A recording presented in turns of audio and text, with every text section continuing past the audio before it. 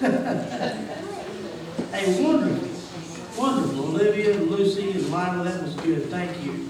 You were a blessing to us. And Adam, and Marissa, and Chloe, and Thatcher, thank you. And that was a blessing. I want you to think about this statement today. God has a place for you. God has a place for you. Now, where is that place? I was, last Sunday night, we recognized our graduates. And Erica, did that go okay yesterday? Yes. You actually got a signed diploma? Great. And I know Erica graduated with lots of honors and scholarships and all kinds of stuff. And Sherry, I can tell you were proud when I read whatever it was you posted. I think Tonda sent it to me, and rightly so, rightly so. And so that was a blessing. And then Sophie, I don't know about all of her awards or scholarships or anything, but she got to lead in prayer yesterday at the graduation. And one of the things that she said, Brian sent me the prayer. He recorded it and sent that recording to me. And I listened to it yesterday and I was blessed. And then I played it this morning on the way to church for Tonda to hear it. And, one of the statements she said, and I can't quote it, but one of the statements she said was to the effect of, seeking God's will for our life. Your life is from God. And God is the one that has a plan for you. And there's a testimony in the Bible from a lady that tells us that. And she's very beautiful. And as you see her, she's approached, or as she approaches, she's dressed in the finest silk. And she's wearing gold jewelry. And she has a crown that is studded with precious gems. And she gracefully walks, which leads us to believe that she must be royalty. And she is breathtakingly gorgeous. And she says, I must tell you something very important. God has a place for you. And I'd like for you to look at the Bible in the book of Esther. Some of you probably already figured that out. But it's Esther, and she says, I am Esther. And Esther was one of those people that felt out of place. And most people, at some time or other in their life, they feel out of place. And Esther was she was like that as well. She felt out of place a lot of her life. And part of the reason was her parents died when she was very young. And she was adopted by her uncle Mordecai. And she felt out of place even in his home because it wasn't really her home, but she was welcomed. She grew up in a strange country with different customs. She felt out of place. If you will look in Esther chapter 2 and verse 7, you realize that Esther was a simple girl. And she was brought to the king's court, but she felt out of place. In Esther chapter 2, in verse 7, the Bible says, and he brought up Hadassah, that is Esther, his uncle's daughter, that was Mordecai's daughter, for she had neither father nor mother, because they had died when she was young. And the maid was fair and beautiful, whom Mordecai, when her father and mother were dead, took for his own daughter. And we notice that she was out of place. Now, part of the reason for that at this point in her life is the Jews had been taken from their homeland. And they had been exiled to Persia. And Esther had suffered many hardships in life. She also received a rare opportunity in her life in the midst of all of this. And this is just because God had put her there for this purpose. And when King Ahasuerus sought a new queen, all of the most beautiful young and unmarried women in the land were brought together and they were prepared to be presented to him. Now that included this lady that felt out of place most of her life, the lady named Esther. Even though she was a Jew, and this was not a Jewish country. And it was a fact that she didn't share with everybody. You know, sometimes you don't tell everybody everything.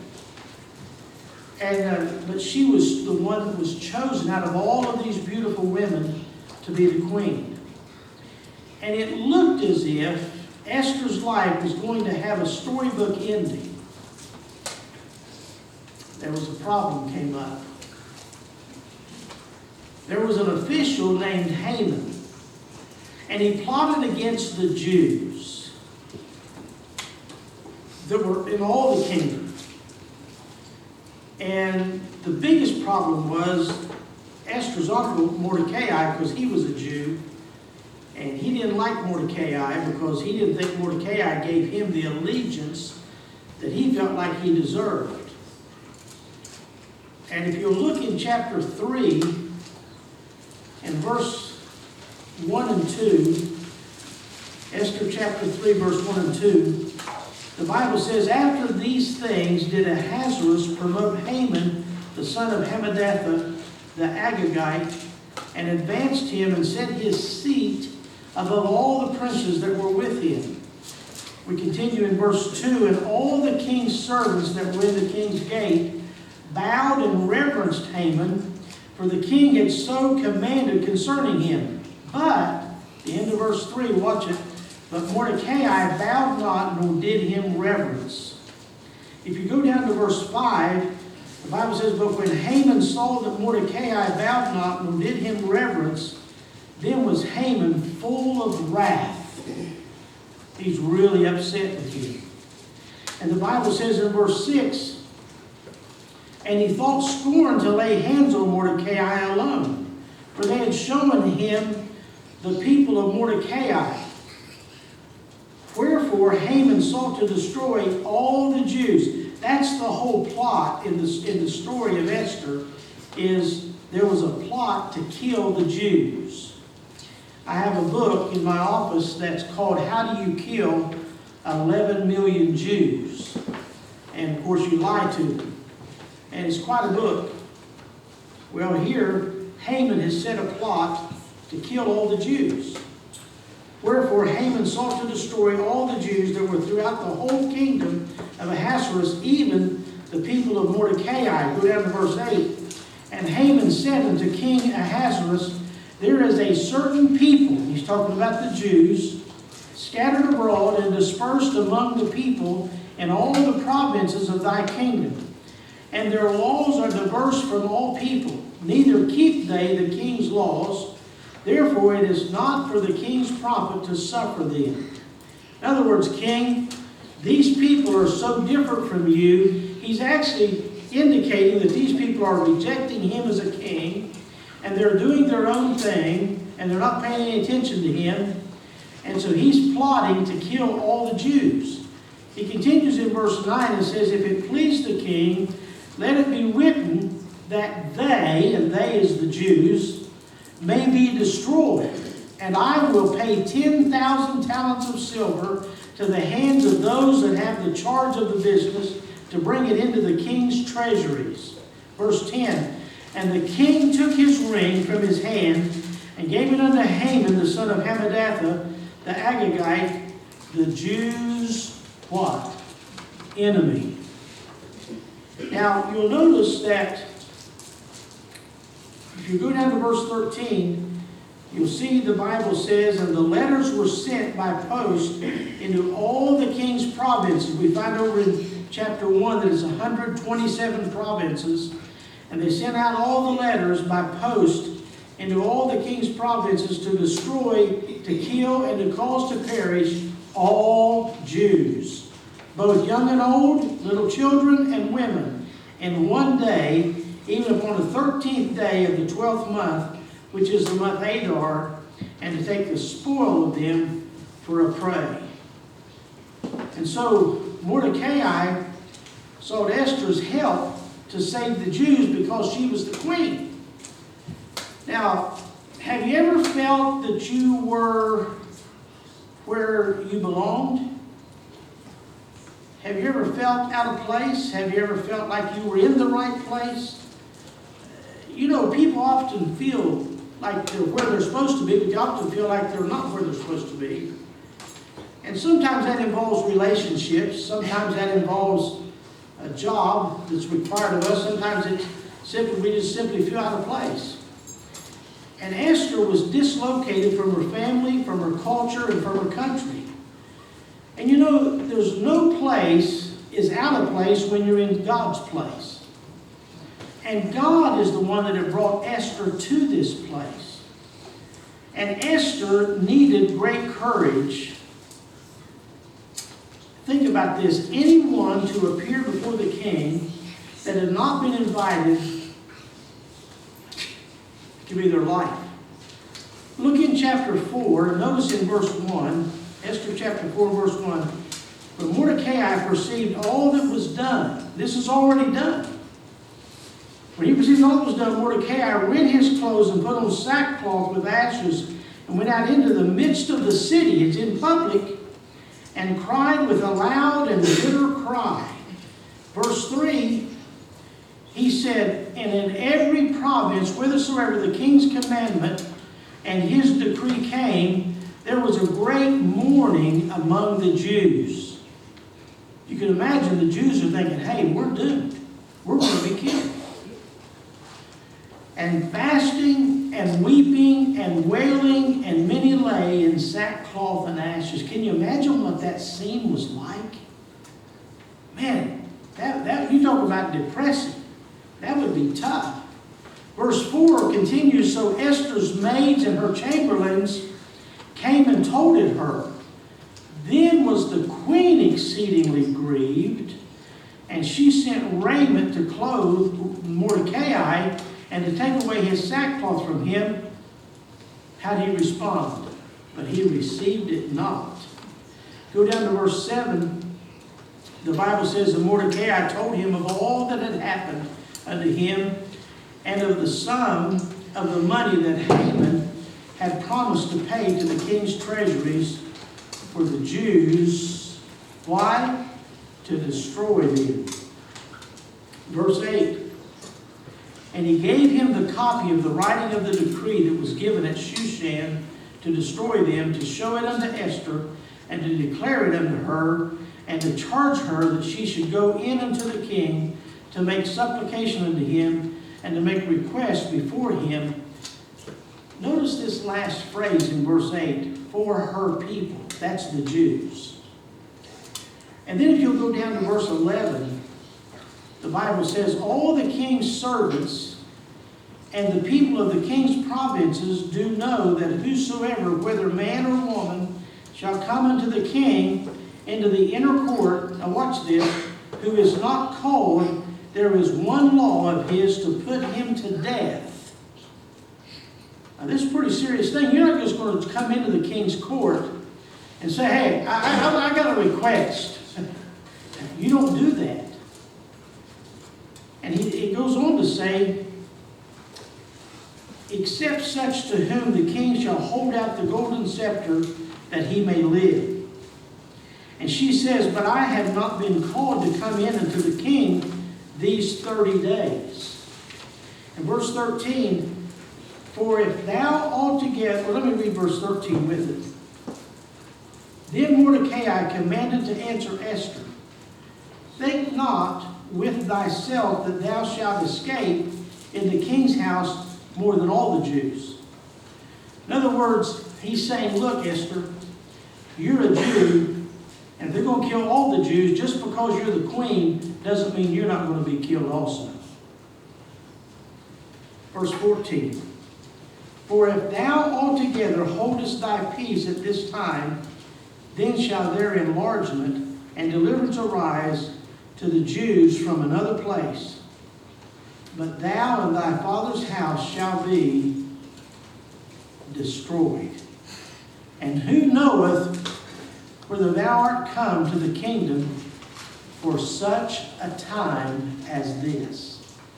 I tell you, that's one of the most famous phrases in the book of Esther. There's one more we'll look at in just a moment. But that's one of the most famous phrases in the book of Esther is here in 4:14. And who knoweth whether thou art come to the kingdom for such a time as this? In other words, you're not queen just because you're beautiful.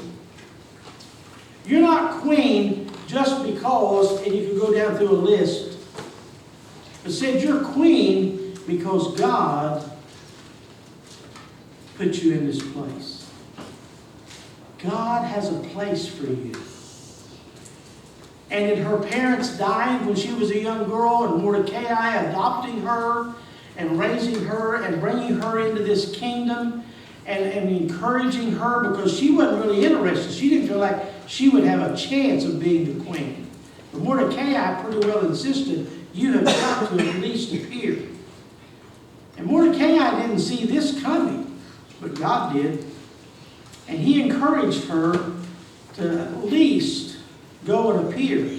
And of all things, she was chosen to be the queen.